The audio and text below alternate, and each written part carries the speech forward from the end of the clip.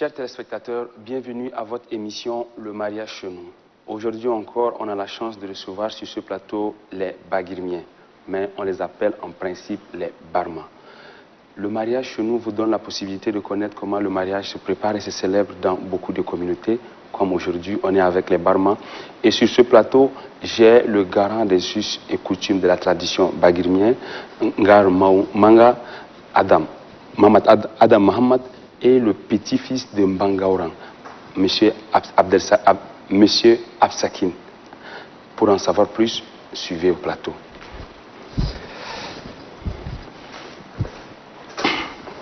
Bonjour. Ok. Soyez les bienvenus, Mme Abdelkader Absakin. Vous êtes le petit-fils de Mbangaourang et Ngarmoy Manga Adam Mohamed, dignitaire, garant des us et coutumes de la tradition bagirmienne sur ce plateau.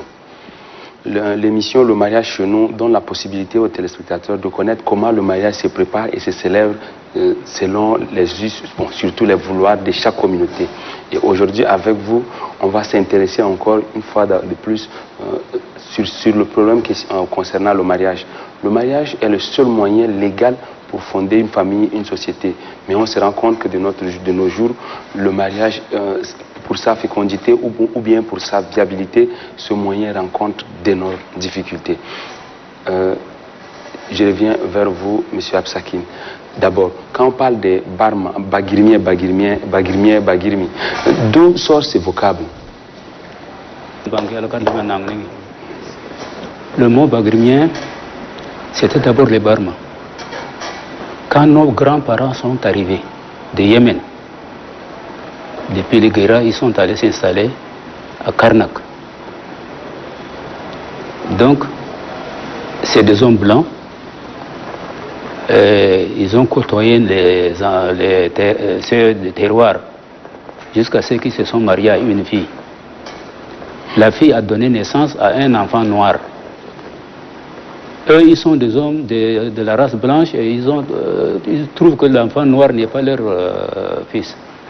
Ils ont fait beaucoup de problèmes. Donc, ça a failli se dégénérer en guerre rangée.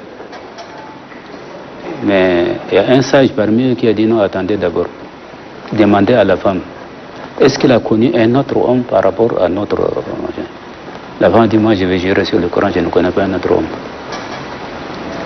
Il y a un sage qui a dit, mais vous là, vous venez d'arriver, d'ailleurs, vous n'êtes pas de chez nous. Quelles sont vos coutumes quand il y a des discussions comme ça? Ils disent, on brûle. Vous brûlez? Ils ont demandé à la maman, mais là, qu'on la brûle, qu'on brûle l'enfant. Ils ont fait une petite paillote, ils ont allumé le feu, ils ont jeté l'enfant. Donc les parents, terroirs sont là, les arrivistes étaient là aussi. Puisque le feu a brûlé jusqu'à le feu s'est éteint. L'enfant s'amusait. Donc, ils ont honte. Ils se précipitaient pour prendre l'enfant, mais les beaux-parents ont pris leur enfant. Ils disent, maintenant, qu'est-ce que vous en dites? Ils disent, nous confirmons que l'enfant est notre enfant. Ah, d'accord, si vous confirmez. Faites une réparation. Voilà. Ça doit être soldé par une réparation pour laver la fente que vous avez à la femme.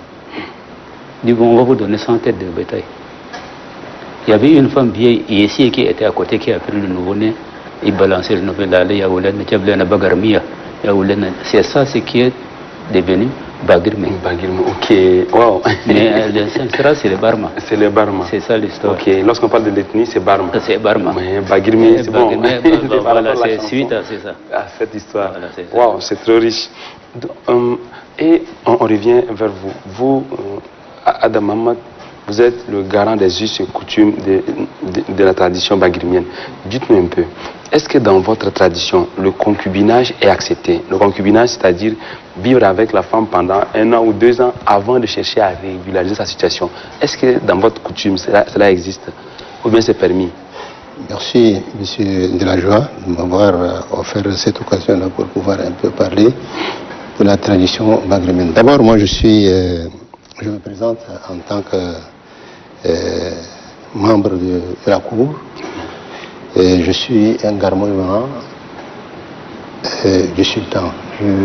Je suis dignitaire de la tradition bagrimienne, garant de us et coutumes. Vous savez, l'homme bagrimien d'abord, il est d'abord musulman.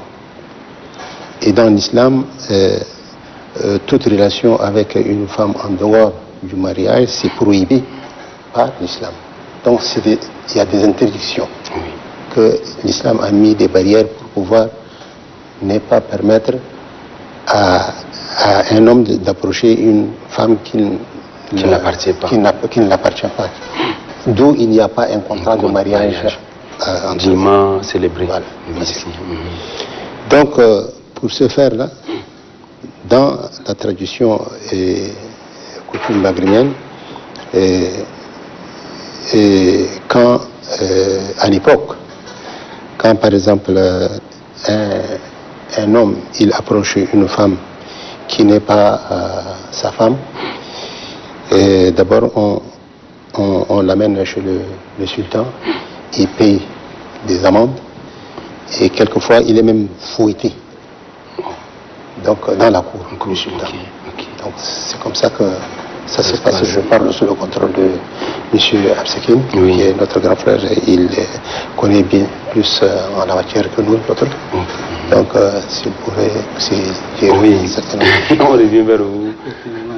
Et il y a une chose.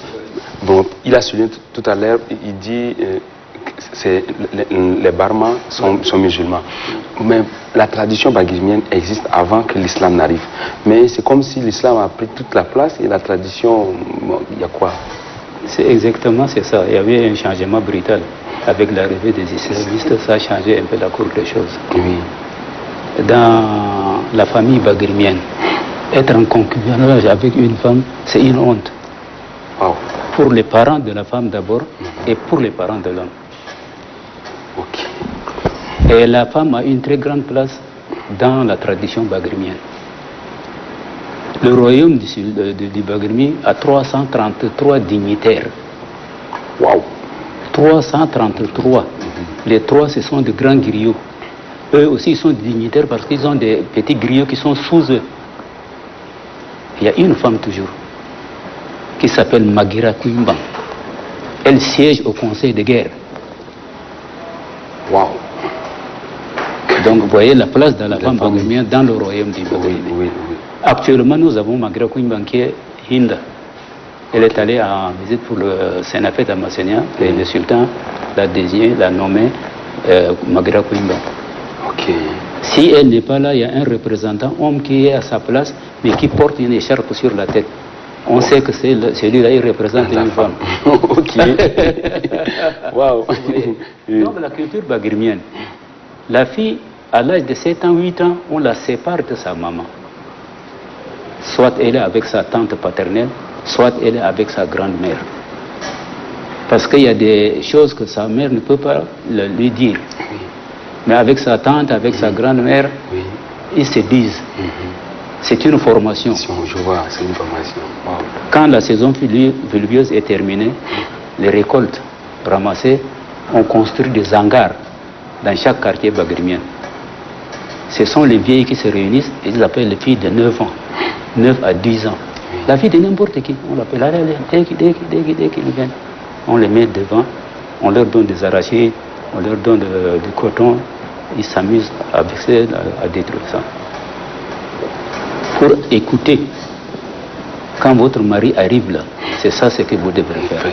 Quand votre mari vous appelle là, c'est ça ce que vous devrez faire. Quand vous lui donnez à manger, il mange tout ou il mange la moitié parce qu'il y a ça. Wow. Vous voyez là? Oui, je vois. Et dans la culture bagrimienne, on prend votre fille, on la donne en mariage. Si on la trouve déjà violée, ils prennent une couverture, ils creusent ça, et puis ils attachent devant la porte. C'est pour vous humilier, pour humilier les parents. Que votre fille, vous ne l'avez pas pu garantir. Machin de votre fille, elle s'est virginité jusqu'au mariage. Elle s'est amusée. Le mariage du Bagrimi, c'est un peu compliqué. C'est un peu compliqué, apparemment. Un peu compliqué parce que tout passe par le sultan. Quelqu'un vient demander en mariage votre fille, vous informez le sultan. Bon, pas directement le sultan, mais le couloir. Oui. Ça va arriver jusqu'à chez le sultan. Le sultan est d'accord qu'ils prennent ce qu'ils ont amené pour la main, ils le gardent. Votre jeune homme, s'il est à l'âge d'être circoncis, vous partez vous dire au sultan, d'accord, qu'il attende. Un jour, le sultan vient à la mosquée un vendredi, et puis il sort de la mosquée, il rentre au palais, il y a un hangar qu'on appelle ça Dabmangue. Dabmangue. Avec 12 pieds. Ça représente nos 12 grands-parents qui sont venus du Moyen-Orient. Wow. Le sultan s'assoit, on convoque les grands marabouts et on convoque les parents des filles et les parents des garçons. Les filles qui sont à l'âge du mariage. Tel type a demandé la main de mon père. Bon, voilà, célébrer le mariage. C'est ça la dot. La dot ne dépasse pas le rouble de l'or. C'est-à-dire le triple, le tiers, oui, un quart de l'or, du valeur de l'or. Ça a été maintenu. Il y a eu un moment où bon, il y a eu un peu, ça a un peu souffert, mais dès que Bangaï a pris le royaume, il a réinstauré ça. Même ses filles à lui, c'est avec le rouble dinar. Après le Fatiha, vous pouvez donner 1 milliard, ça c'est votre problème à vous. Mais pour le mariage, présenter ça devant le mariage, c'est le quart. Ok. Wow. Et la circoncision, c'est la même chose. Okay. Le sultan a plusieurs enfants. Il ne les circoncis pas en même temps. Il garde 1 ou 2 pour cette année. On circoncis d'abord le fils du sultan, le prince, et le reste après. Okay. Ça, en machine bagriment, on ne dit pas circoncision. Non. Ils prennent le sang. Ok. Ok. Parce que ici on dit Jet Kolin Kashia, ça c'est le prince. Okay. Mais celui-là on dit non Takmusu. C'est-à-dire lui il vient après la circoncision du prince. Du prince, oui. La femme. C'est pas parce que je suis d'ethnie bagrimien, mais si vous n'êtes pas marié à une bagrimienne, ou à une Kotoko, ou à une Borno, c'est que vous n'avez jamais connu l'amour. Oh. Ah. C'est trop riche, donc ça va nous amener à aller là-bas, à rechercher dans votre zone pour connaître ce que vous dites. Vous voyez, oui. La femme bagrimienne avec son mari est avec les amis dehors, elle est aussi avec ses amis, après manger, ils doivent regagner le lit. Mais elle rentre la première. Si c'est l'homme qui rentre le premier, elle ne rentre plus. Waouh! Elle s'assoit devant c'est son foyer. C'est son foyer, mais elle s'assoit devant la porte. Elle attend. On lui demande pourquoi tu n'es pas. Il dit j'ai peur de le piétiner. Je ne sais pas où est-ce qu'il dort. Oui, c'est trop riche. Ça n'a que dans la famille bagrimienne, Kotoko et Borno. Ok. Wow. Vous êtes devant votre maison ou dans la cour. Une femme bagrimienne passe, elle ne peut pas passer debout. Elle se courbe avant de traverser. Ou elle s'assoit avant de saluer d'abord avant de continuer. Wow. Le bagrimi, la femme bagrimienne, elle est riche en expérience. En expérience, vraiment, vraiment. Surtout, il faut aller chez sa belle, sa grand-mère, sa tante. Bon, c'est là où c'est normal parce que là-bas, elle transmet tout. Peut-être que la maman ne pourra pas tout dire. C'est honteux, il y a des choses qu'elle ne peut pas dire. Et non pas ça encore. Vous finissez votre amour, vous descendez, elle vous dit Al-Fatiha, elle vous salue, dit Dieu merci, vous êtes descendu, nous sommes comme des chevaux. Après la course, si tu n'es pas tombé, Dieu merci. Ça n'existe que dans la famille. Dans la famille bagrimienne. C'est vraiment trop riche. Vraiment. On est très heureux de vous retrouver sur ce plateau parce qu'avec vous, la femme a beaucoup de place dans le bagrimi, chez le sultan. Avec toutes ces femmes, s'il y en a 10 ou 15 ou 20, elles sont gradées. Oui. Il y a le Goumsou, il y a le Boudangoul, le Mourba, il y a le Daba. Elles sont différenciées. Elles ont aussi leurs responsabilités. Vraiment que c'est riche au pays bagrimi. Mais quelque part, bon, maintenant, on se rend compte que la délinquance juvénile va crescendo. C'est-à-dire, ça va grandissante. Et toujours, lorsqu'on parle de la délinquance juvénile, on accuse la jeunesse pour se justifier. Et la jeunesse dit, c'est parce que la dot des filles est trop chère. Bon, maintenant, c'est pourquoi ils essaient de faire le truc dans les couloirs. Et lorsqu'on parle de la délinquance juvénile, à qui la faute? Aux parents ou bien aux jeunes? On commence par vous. Lorsqu'on parle parce que maintenant on accuse la jeune, on dit là, non, c'est des délinquants, la délinquance juvénile. À qui la faute? C'est les parents ou c'est les jeunes? Vous savez, en ce qui concerne la délinquance juvénile, d'abord il y a une dépravation des mœurs. Aujourd'hui, avec la radio, la télé aidant, les enfants sont en train de voir des choses dans les films qui se passent et d'autres, ils veulent l'appliquer dans la vie active. Et c'est comme ça qu'aujourd'hui, les filles et les garçons se retrouvent en dehors du consentement des parents, dans les coulisses pour pouvoir se connaître. Et quelquefois, ça déborde et la fille tombe enceinte, ainsi de suite. Cela n'est pas dû seulement aux parents, mais aujourd'hui c'est la cour de la vie qui a amené les choses à changer.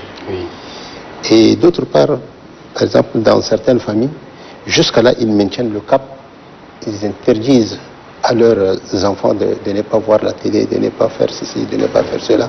Donc, on les amène à l'école coranique jusqu'à là, on les amène à l'école coranique, on les explique, ça c'est bon, ça ce n'est pas bon, et c'est comme ça qu'il faut se conduire dans la société pour que nous ne soyons pas insultés par les autres, et puis vous-même, vous ne soyez pas des délinquants demain. Mais aujourd'hui, tellement que la technologie est avancée, et les enfants, ils sont plus grands que leur âge. Ok. Waouh, c'est fort ce message. Vous savez, aujourd'hui, ce que peut connaître un enfant, même ses parents ne le connaissent pas. Il connaît manipuler le téléphone, il connaît manipuler la télé, il connaît manipuler l'ordinateur. Son parent ne connaît pas. Et ce qu'il est en train de voir à travers les images qu'il est en train de voir à travers les médias, l'a grandi. Donc il est devenu grand par rapport à son âge, par rapport à son esprit, par rapport à l'esprit de ses parents. Donc il est en avance. Donc ce qu'il est en train de faire le dépasse lui-même. Donc c'est comme ça qu'aujourd'hui nos sociétés sont tombées dans ces pratiques-là, inhérents même à l'épanouissement des enfants. Par exemple, quand les enfants ils tombent comme ça dans ces situations-là, ils finissent de ne pas fréquenter, ils arrêtent leurs études parce qu'elle est tombée enceinte. Celui-là, il entre dans la délinquance, dans l'alcool, dans l'autre, la drogue. Et puis finalement, il arrête ses études et il se retrouve pratiquement dans la rue. Et aujourd'hui, même dans nos arrière-villages, la technologie est entrée aujourd'hui. Dans les fins fonds villages, tu vas, tu trouves quelqu'un qui est là avec son groupe en train d'allumer son écran. Et puis les autres sont en train de venir suivre les films. Donc même les enfants au niveau des villages aujourd'hui, donc ils ont déjà connu ce que c'est la technologie. Donc on ne peut plus contrôler les enfants. À moins que les parents soient rigoureux pour pouvoir ne pas laisser les enfants aller dans la rue. Mais ils sont peu, ces familles-là. Vraiment. Le gouvernement, merci, le gouvernement met trop l'accent sur la politique genre. Comment l'homme baguirmien conçoit le concept du droit de la femme dans sa généralité? Bon, à l'école, chez ses parents, la fille doit étudier jusqu'à grandir. Lorsqu'elle est mariée, elle doit aussi travailler comme son mari. Comment l'homme baguirmien comprend cela? C'est nouveau. Ok. Ça, c'est nouveau. Parce que là, entre-temps, les femmes étaient des femmes de maison, elles sont à la maison, elles n'entendent que de leur mari. De leur mari, oui. Maintenant, comme dit Ngarma, il y a une évolution extraordinaire et une évolution brutale. Que chacun veut faire ce qu'il a vu au télé ou ce que lui il pense faire là, il veut le faire. Son père ne peut pas le lui dire ça. Il ne peut pas le lui interdire. Sa maman non plus. Ils quittent la maison, ils se retrouvent ailleurs, ils font ce qu'ils veulent. C'est un peu difficile. De ramener les gens à l'an 1000 ou 600 là, c'est un peu difficile. Oui. C'est un peu difficile. Oui. Dans toutes les familles, que ce soit bagrimienne, que ce soit bornand, que ce soit... Mais aujourd'hui, Dieu merci, en brousse, les gens tiennent un peu encore le coup. El Kabda, Abili, Brabra, ils sont en train de... Ceux qui ont dépassé la limite font ce qu'ils veulent. Ceux qui n'ont pas dépassé la limite, ils respectent. C'est vrai. Et bon, lorsqu'on dit la femme et l'homme doivent travailler ensemble, le gouvernement dit 50-50, la parité. Est-ce que l'homme bagrimien accepte cela, que sa femme parte au travail et bon, ou bien une femme peut devenir directrice et commander, pourquoi pas? C'est un peu difficile. Non mais c'est nouveau. Oui, mais ça demande une sensibilisation un peu profonde. Et j'étais un jour j'étais dans un autobus avec des femmes. Je suis le seul homme qui a arrêté le bus pour monter. J'ai trouvé que c'était des femmes. Bon, je suis rentré dans la cabine, je suis resté. Ils sont en train de causer entre eux. Il dit, mais dorénavant, là, ce que Debbie et Hinda a dit là, les hommes pour le lit aussi, il faut qu'ils nous commandent d'abord, c'est pas comme avant. Cette personne, est-ce que vous allez encore la ramener? Vraiment, l'état d'avant. Alors, c'est un peu difficile. C'est un peu difficile. C'est une culture qu'il faut vulgariser. Qu'il faut vulgariser. Et les femmes eux-mêmes doivent vulgariser ça. Dire à leur non, nous sommes des femmes, nous avons notre limite. C'est vrai. Même nous pouvons travailler ou ne pas travailler, être président, être ministre, mais nous sommes des femmes. À la maison, nous sommes des femmes. Au bureau, nous sommes des fonctionnaires. Ça marche. Ça marche. Il n'y a pas de problème. Mais si au bureau aussi, même à la maison, elle va être fonctionnaire, c'est pas bien. Le modernisme, l'évolution du monde ne doit pas faire de la relation entre nous et notre tradition. Parce que notre tradition, c'est des valeurs qu'on devrait préserver. Si moi je suis goulé, parce que mes parents ont su préserver les us et coutumes goulées, aujourd'hui moi je suis goulé. Si eux ils n'ont pas préservé, aujourd'hui je veux dire que quoi? Si on posait des questions, donc chers téléspectateurs, le message est plus que passé. Ce qui cause vraiment les divorces. Il y en a qui suivent bêtement l'évolution du monde, comme vous avez dit. Bon, comme le temps qui nous est imparti tire déjà à sa fin, je reviens vers vous pour un message par rapport à la cohabitation pacifique. Il y a un problème entre les communautés parce que les deux communautés ne se connaissent pas. Si les communautés se connaissent vraiment, ils ne vont pas se faire la guerre. Heureusement, maintenant, on commence à connaître les Baguimiens et on aura encore la chance de vous avoir sur ce plateau. Quel message vous avez à la jeunesse face à cette délinquance juvénile ou bien ceux qui ne suivent pas la tradition et par rapport à la cohabitation pacifique, conflit éleveur agriculteur et tout? Merci, monsieur Delajoie. Vous savez, en ce qui concerne la cohabitation pacifique, l'homme bagrimien, c'est un homme très hospitalier.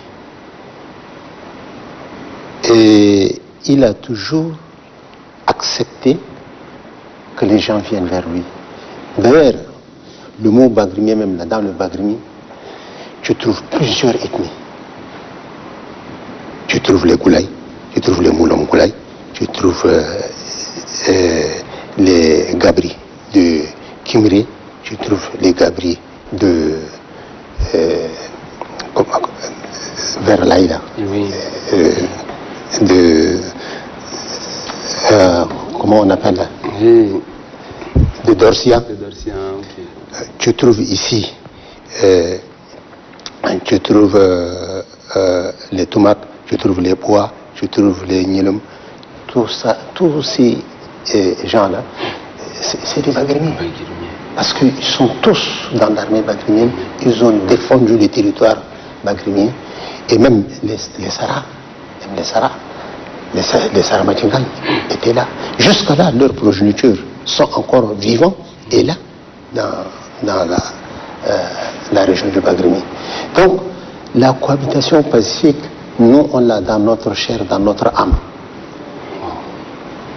Vous savez que quand le Bagrimi était arrivé, ils ont trouvé en place les